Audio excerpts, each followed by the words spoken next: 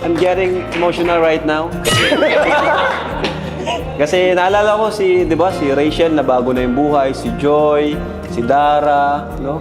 Grabe. Ngayon, panibagong batch na naman yung ating matutulungan. Kuya Dambo! Uy, Kuya Dambo! Hello, Kuya Dambo. Where's Kuya Dambo? Kuya Dambo. Kuya Dambo, shout out. Kuya Dambo, shout out! Ang pinakahihintay ng lahat na magkikita-kita ang members ng K-Angels Batch 2 ay nangyari na nga. Hala, grabe, ang gaganda po talaga nila, oh maay!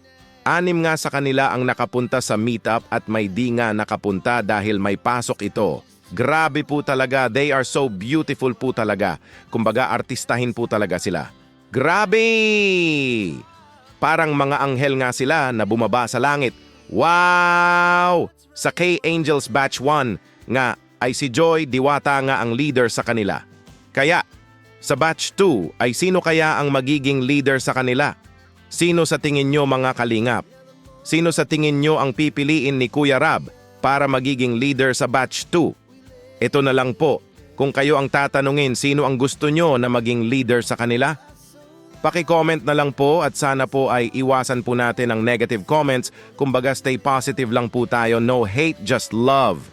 Bago po tayo magpapatuloy sa pagre-reaction, ay paki-like naman po ng video na ito at wag po natin kalimutang suportahan palagi sina Kuya Val Santos Matubang, Ate Edna Vlogs, Idol Kalingap Rab, at Ma'am Jackie Tapia Matubang.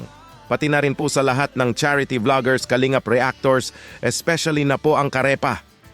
Here we go! Mga anghel na bumaba sa langit ay magkikita-kita na po sila! Unang pumasok nga sa door dito ay si Julie Ann, the bus wash girl. Ito po!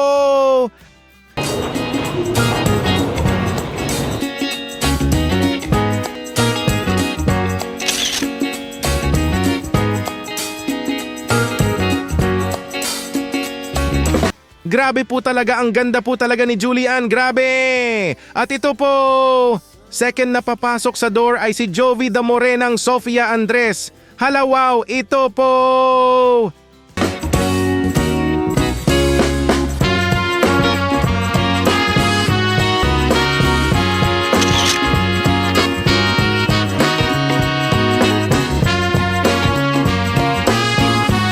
Hala, grabe, wow! Ka-look-alike po talaga siya ni Sofia Andres. Grabe! Artistahin po talaga si Jovi, oh my! At ito, third to enter the door nga ay si Ashley, the artistahing Banana Q girl. Wow, ito po!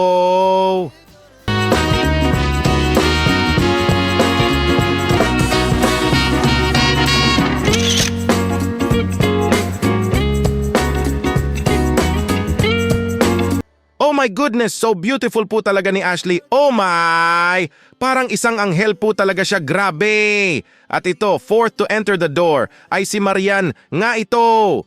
The artistahing turon vendor. Hala, grabe, wow, ito po!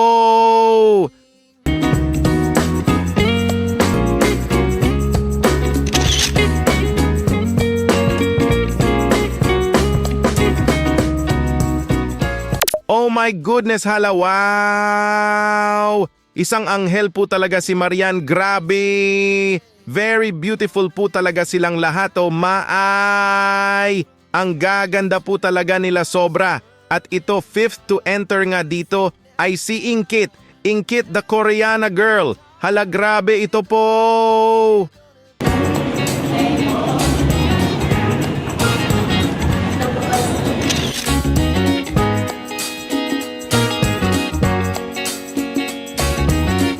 Hala, wow! Parang Koreana po talaga si Inkit, oh my! Sobrang kinikilig nga si Kuya David nang makita niya si Inkit dito, grabe. Oy! At ito pang 6 at last nga dito to enter the door ay si Angelica, the artistahing kakanin girl. Grabe po talaga sila sa ganda, ito po!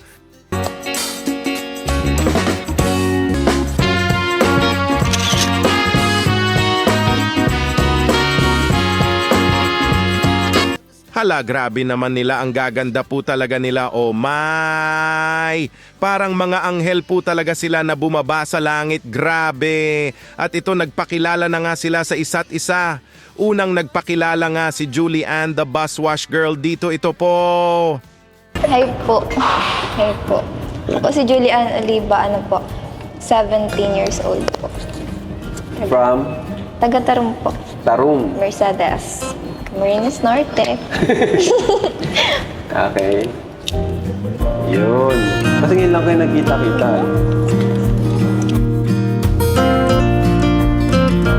Next nga ay si Joey the Morenang Sofia Andres, ito po. Ako po si Jubia Brera, 17 years old, Binagtagal, Basel. Naniniwala sa kasabihang. Okay. Next ay si Marian nga di artistahing turon vendor, ito po. So hello po, I'm Marian po. I'm 20 years old from Labo. Tulay na lupa. Logi lang po. Okay. Hello, I'm Marian. Next naman ay si Ashley, the artistahing Banana Q girl, ito po. Good afternoon po. Ako po si Ashley Ubusan po, 20 years old. Kami, 21 ka na.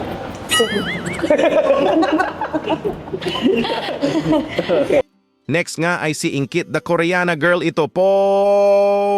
Hello po, ako po si Ingkit.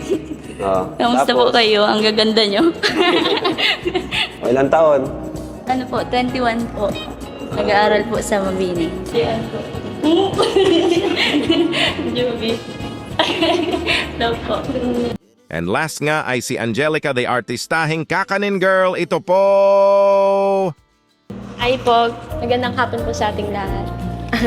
Ako po si Angelica po, 20 po, I'm 20 years old po and nag-aaral po sa Moreno po. Kamusta po sa inyo lahat? Wow, grabe! Ang gaganda po talaga ng K-Angels Batch 2 members. Di nga lang sila puro ganda dahil may mga pangarap nga sila sa buhay na gustong maabot someday at andyan nga ang Team Kalingap na handa silang tulungan para matupad ang mga pinapangarap nila. Basta stay humble lang palagi at kung ano man ang marating ay wag magbago, kumbaga stay who you are kung sino ka nakilala at minahal ng tao. Mabuhay ang K-Angels Batch 2 members.